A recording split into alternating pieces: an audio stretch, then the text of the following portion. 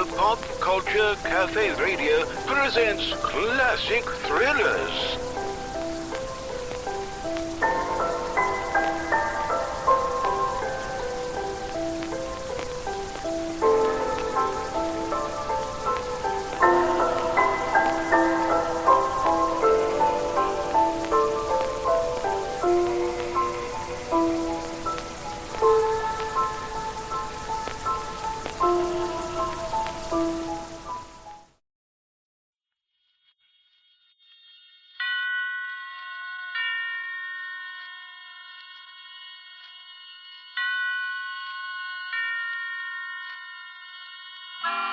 Suspense.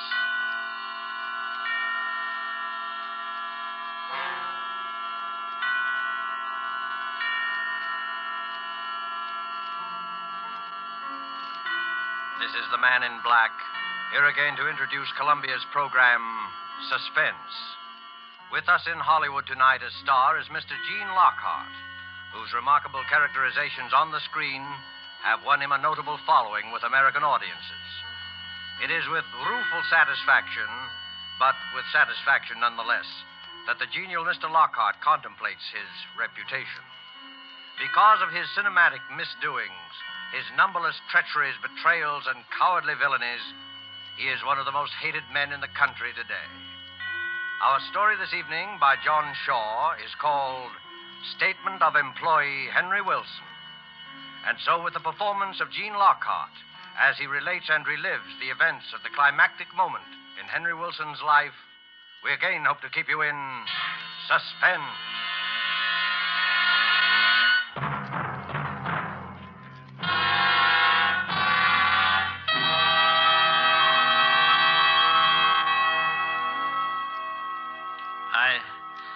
I was aware that I was trembling.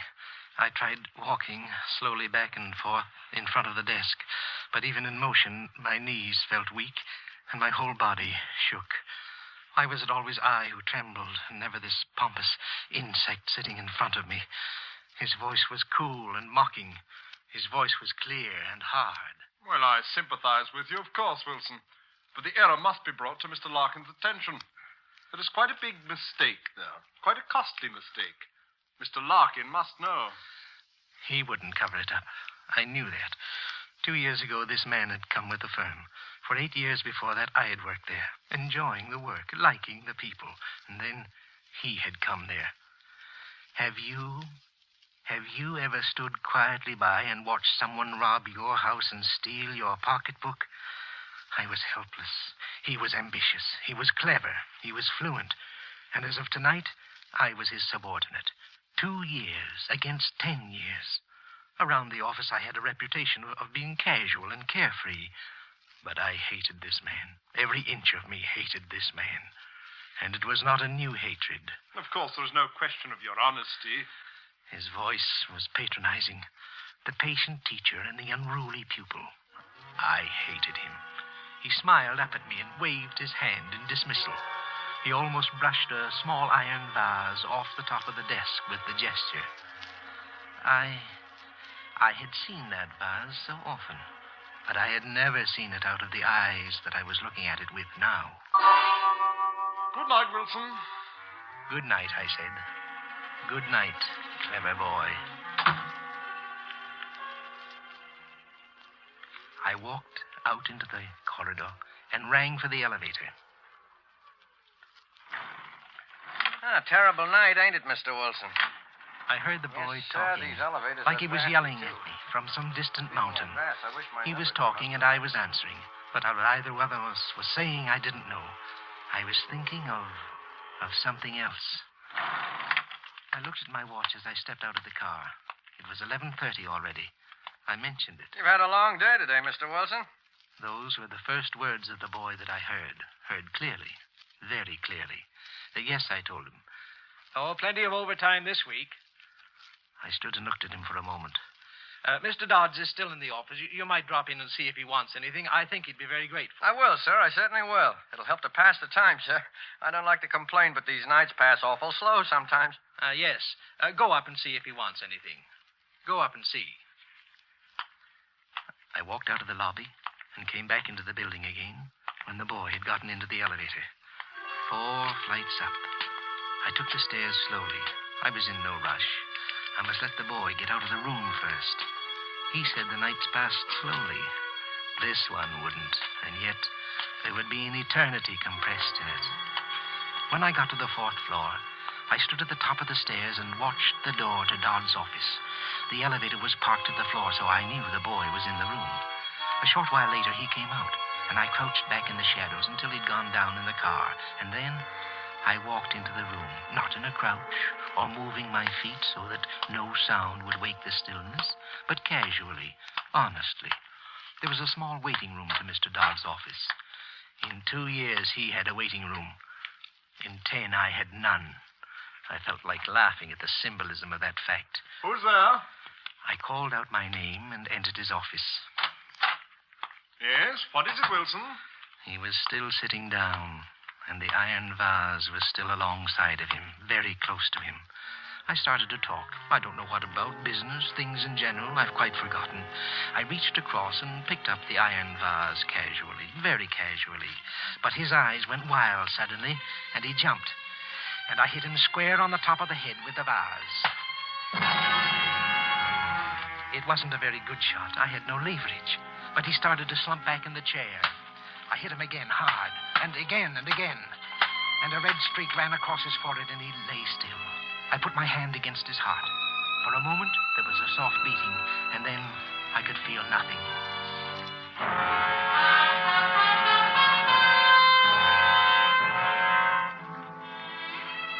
I was very calm and very warm.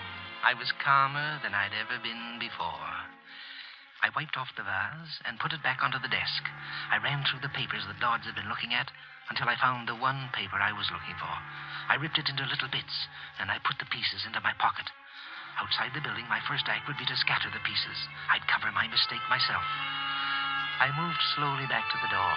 I wiped the doorknob and looked once around the room before I opened the door and stepped out into the waiting room. And then...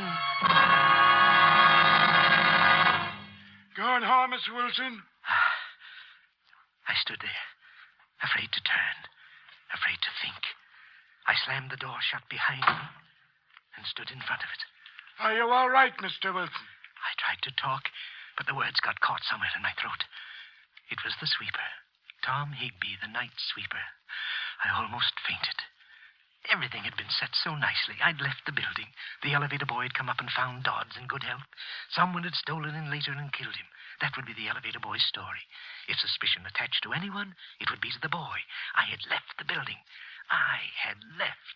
But now, this. Are you all right, Mr. Wilson? I'm fine, Tom. A bit of a cold, that's all. Weakens one. How are the wife and kids? Fine. The shock was wearing off. Mr. Dodds is in his room now, Tom, working very late tonight. You'd better, let his office go for this once. Well, if you say so, Mr. Wilson. I could give it a quick brush, though, sir. I wouldn't disturb him none. I stood firm in front of the door. For a moment, I wondered if he'd seen anything when I'd come out of the room. It was possible. He could have looked over my shoulder. No. No, he hadn't seen anything. He began to sweep the sitting room, and I stood and watched him. I couldn't let him get out of here. I'd go to the sheriff if he told me about being there. And I couldn't kill him, too. Oh, what a quick step it had been back to normal. I was nervous again, and I felt a sickness at the bottom of my stomach. I tried to talk, and I sounded stupid. Tom looked at me. I wouldn't have to touch him. It would be his word against mine, and I had left the building. I opened the door quickly and went back into Dodd's office. I tried to keep my eyes away from that thing at the desk. I remember that he'd kept a bottle in one of the drawers, and I took it and brought it out to the sitting room with me. Oh, Tom, Mr. Dodds has a birthday tomorrow, and he wonders if you'll drink his health with me. Well, I don't think you better take any tonight. Mr. Dodds has a birthday. Sometime tomorrow he'll be a day old in the next world. Tom was famous for his liquor habits, but he hesitated. Well, now... I poured the drinks. I don't think you better have... Up with it, Tom, and down with it. And here's to Mr. Dodds. Well, all right. Here's kindness. He drank one. He drank another. He drank a third, and still I poured them into him. He got talkative and grew very gay, but he didn't pass out. I looked at my watch. It was almost 12:30. 1 whole hour I'd wasted with him. I could stand no more. He was drunk. Any test would show that. His story tomorrow would be listed as a drunkard's babble. I had left the building an hour ago. I couldn't afford to waste any more time. I walked behind him, and he was laughing. And I hit him as hard as I could on the back of the neck. He pitched forward off the chair onto the floor. I dragged him into Dodd's office, and I lifted him into the chair facing Dodd's. I brought the bottle in from the sitting room and put it on the desk in front of Dodd's. I took the iron vase and curled Tom's hands around it for the fingerprints, and I dropped it at his feet. A bottle, a fight, a killing. I was sweating. I went out into the sitting room again and almost fell to my knees. I was frightened. I had to get out of here. I got to the lobby and looked out of the shadows at the elevator. The boy was sitting on a chair outside the car, and he seemed asleep. I came out of the darkness and went quickly towards the street and began to walk rapidly. I wanted to get somewhere out of the world. Would I ever sleep again? We murderers are not supposed to, and I wanted to rest. I had a sudden idea. I went into a cafeteria and used the telephone. I called the building and got the elevator boy on the phone. Hello there. Hello, Jim. Oh, this is Mr. Wilson, Jim. Has Mr. Dodds left yet? The voice that answered me was sleepy, and the words were hard to make out. But I knew all the answers. Well, listen closely, Jim. Will you tell him that the address of the place we were talking about is 144 Gray Street? Yes, yes, that's right. Oh, he'll know what I mean. Will you go up and tell him now, Jim? All right. Thanks a lot, Jim. I was sure the sweeper would be discovered in the room with Dodds. The address was a Turkish bath. It was logical. A man working all night might want to go to a Turkish bath afterwards. Jim would walk in now, and heaven only knew what came next. The sweeper would be caught like a rat in a trap, drunk, and with a murdered man sitting across from him. I walked home through streets that crushed me in their shadows, between walls that whispered at me as I passed. I sat up in my room for hours listening to the sounds Manhattan makes in the night. And finally, I fell asleep. And I sat, and I slept, and I dreamed until sunrise.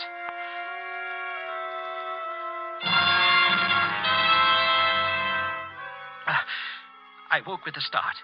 I was shaking like some miserable wet cur. I took a drink and tried breathing deeply. Somewhere I'd read that deep breathing killed that scared feeling. What in blazes was I frightened about? I was safe. I was completely safe.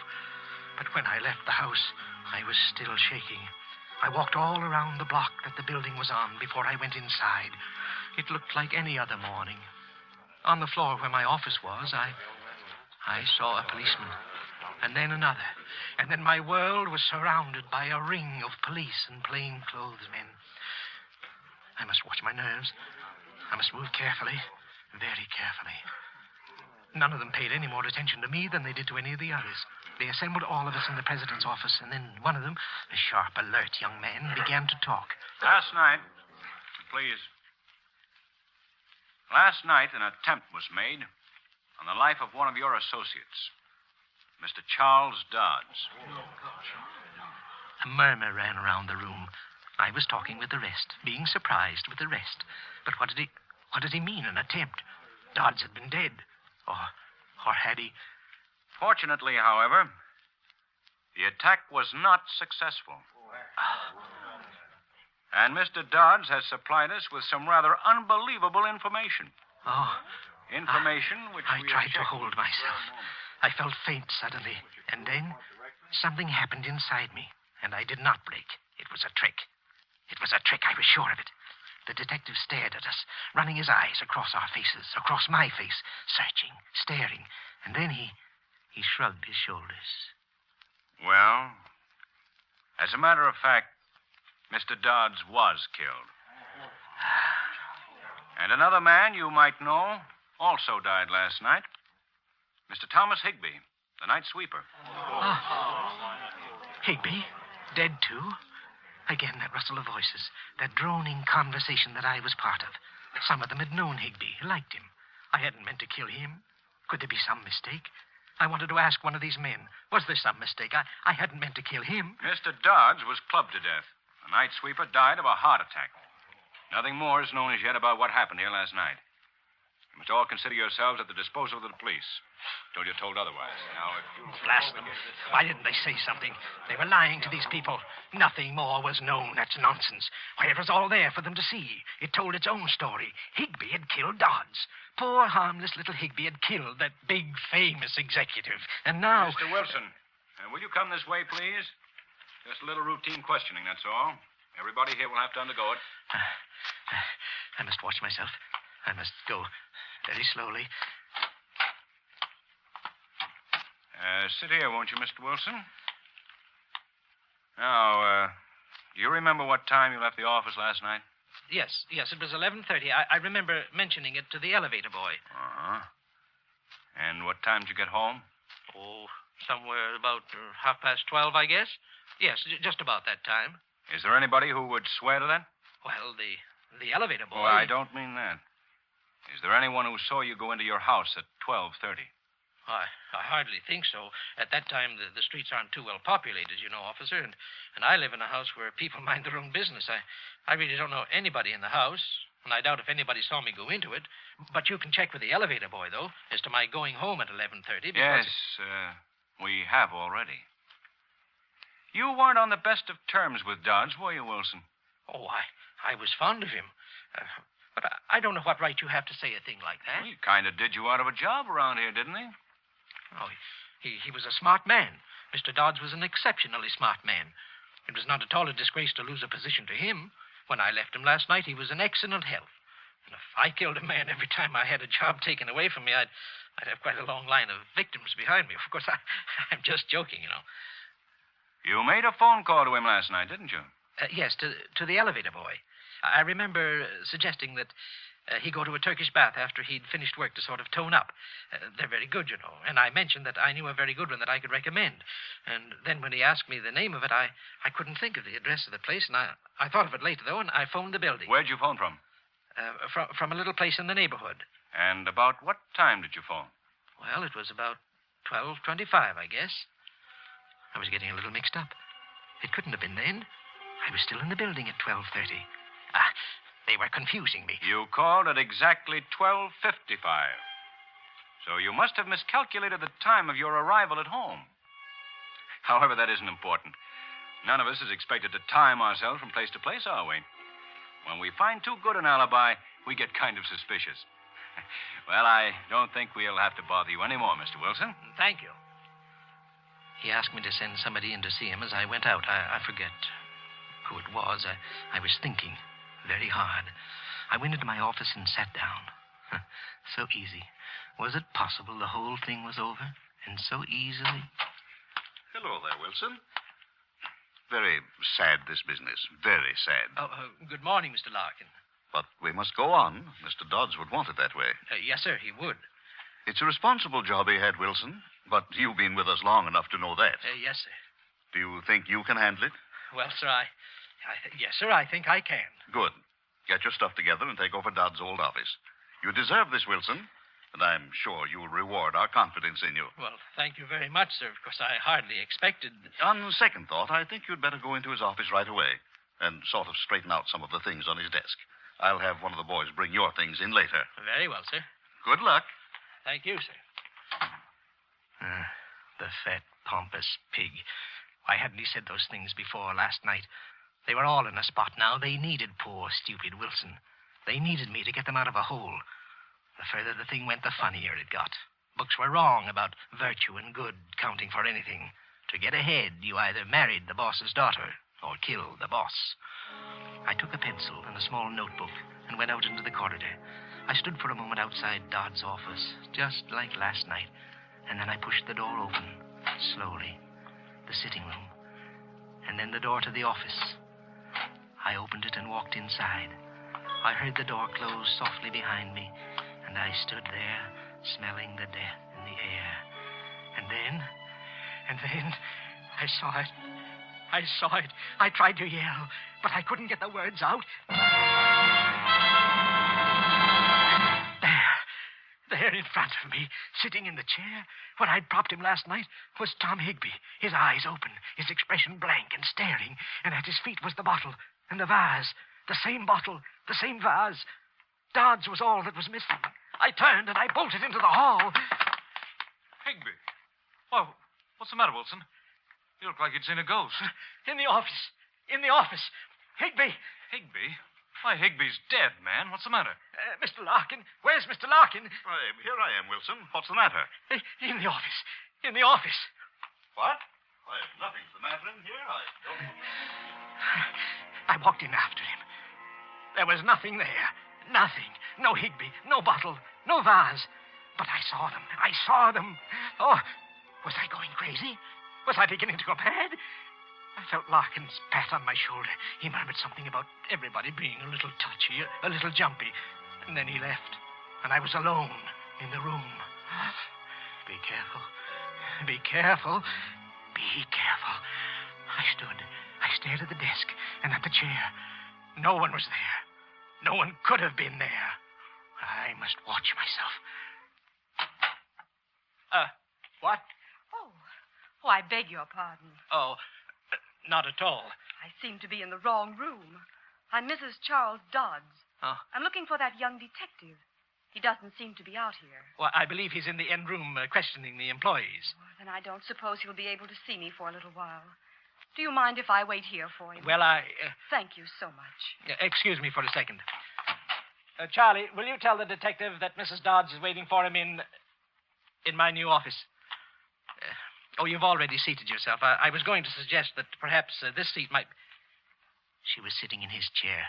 There was blood in that chair. This is quite all right, thank you. Charles would have liked to see the way everybody's taking his death. Everyone is so kind to me. Mr. Dodds was a fine man. A fine man. You're Mr. Wilson, aren't you? He used to talk about you. Thought you were a very bright person. He seemed very fond of you.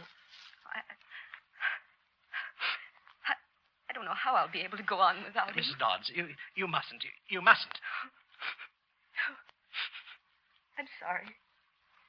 He wouldn't like to see me carrying on like this, would he? We were going to buy a home in Westchester this summer. Did he ever tell you that? Yes. Just outside Yonkers. We have two lovely little ones, Toby and little Mary. He loved the New York State countryside. We talked so much about it. On she rambled. He liked this. He didn't like that. The children, Toby and little Mary. Toby and little Mary, she was driving me crazy. Stop it, I wanted to yell. Get out of here and leave me in peace. Get out of here, you witch. Get out. Get out. Mrs. Dodds, Detective Lewis would like to see you now. Thank you for everything, Mr. Wilson. And goodbye. Goodbye. Goodbye, and get out, and leave me alone. I hadn't meant to do anything like that. I hadn't wanted to do any of the things I was doing. All I'd wanted to do was to kill Dodds. All these other things, they weren't mine. I hadn't killed Higby. He can't haunt me. His wife can't cry at me. Heart attack. That's it. Higby died of a heart attack. I beg your pardon, sir. Have you seen Mrs. Higby? The detectives are looking for her. How would I see her? Am I everybody's guardian?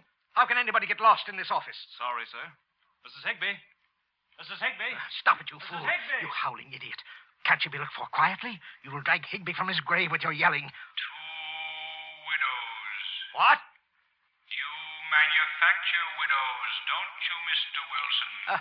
Widows and orphans. Tell me, Mr. Wilson, is it your life's work or is it just a hobby with you? Tell me, Mr. Wilson. Who is that?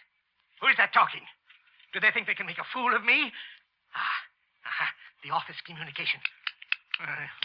It's off. Oh, stop it, Mr. Wilson. You'll go balmy. Oh. You've committed the perfect crime. Don't go crazy and spoil it. No. Perfection is instinctive with you, isn't it? Yes. Not a plan that you make. Spontaneous perfection. Yes. There aren't many could do that. Go on. Go on. Voices can't frighten me. They deserve to die. And that's why they're dead. Thou shalt not kill, Mr. Wilson. Thou shalt not kill. Thou shalt not kill. Not Higby. I didn't kill him. His heart stopped. Do you hear me? That's all. I didn't kill him. Now, you voices, stop. Do you hear me? Stop it, I command. Stop it. Is something wrong, Mr. Wilson? What do you mean, is there something wrong? Do you hear them, too? Well, you mustn't listen. They lie. Do you hear me? They lie. Now, get out. Get out. Get out. You must talk only to me. You understand me? Only to me. Not to these others. Don't say anything to them. Only to me. Only to me. Well, what do you want? Well, I don't know. You think they'll say something bad about me, don't you? So you can carry me off to jail. That's what you're waiting for, isn't it? Well, you're going to be disappointed. You see, they're quiet. What's quiet? Yeah, who's quiet? You think I'm going to tell you. They won't say anything unless I tell them to, and I'm not going to tell them to say anything, not one little word. Last night you wanted to know all about last night. Well, you asked them, but they won't tell you. Look at the expression on that face. Look at him, Lieutenant. They were there. They saw me hit him, but they won't say anything. They were there, but they won't tell you a thing. Not one little word, not a single thing. He's a gibbering idiot. Because I'm not going to let I shouldn't them. have let you They won't monkey hear around. No. We'd have gotten it out of him some other way. You and your psychology. You know, you should leave that stuff in colleges. All I did was plant Higby in the office and route Mrs. Dodson here and talked into the ventilating system. Yeah, those voices had me creepy, too. Incidentally, Dodds was single. What? That girl's my fiancée. She's an actress. Well, Word. well, why did you tell him Higby was dead? No, maybe you better not explain. Psychology, huh? Well, what are we going to do with the confession now? We should have pinched him the moment he walked in here. Behave. They know. Maybe I'm lucky I never went to college. There's no use you waiting here. They won't tell you anything. They're mine, all mine. I tell them what to say. All right, get the wagon up Can't say here. a word. I'm not going to Moving walk along. this thing through the Remember that. streets. I won't say a word.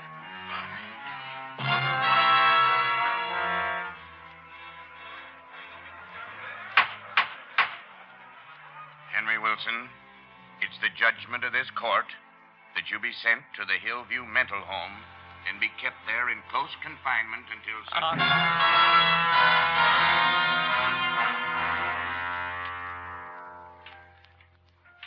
On the voice went. I had stopped listening to voices, all but the ones that I couldn't help hearing. But I'm not crazy. I'm not crazy. I tell people that, and they look at me queerly. The stupid fools. The guards here have spread the lies that I have fits. Lies. Lies, I tell you. They say every night when the moon comes up, I have fits. Loud, roaring fits. Well, they lie. Because it's then that I hear the voices. I hear Dodds and his wife and Toby and little Mary. And I sit quietly and I listen to them. Do you think I can have a fit in front of them? Do you now? No, I'd be ashamed. I tell you, I'm not crazy. And they lie when they tell you that. They lie, all of them. They lie. And they're lies, lies, lies, lies, lies.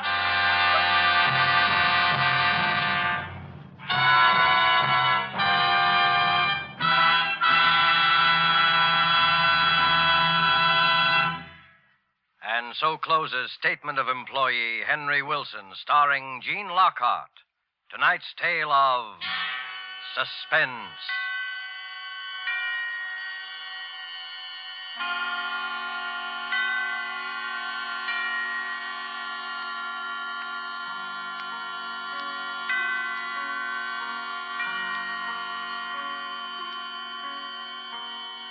This is the man in black who conveys to you Columbia's invitation to spend this half hour in suspense with us again next week, same time, when our two distinguished stars will be Margot and Philip Dorn. They will appear in a suspense play by John Dixon Carr entitled Cabin B 13.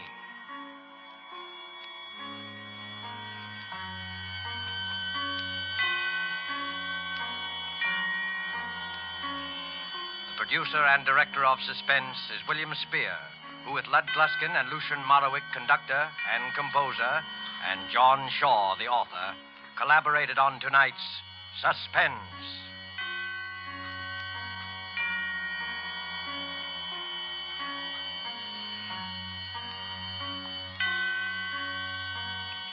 Suspense fans, please note that this program will shortly move to a different day of the week. Suspense will come to listeners in Eastern and Central time zones on Thursdays, beginning December 2nd, and to Mountain and Pacific time zone listeners on Mondays, beginning December the 6th. Now remember, Thursdays, beginning December the 2nd, in Eastern and Central time zones, and Mondays, beginning December 6th, in the Pacific and Mountain time zones for Suspense. This is CBS, the Columbia Broadcasting System.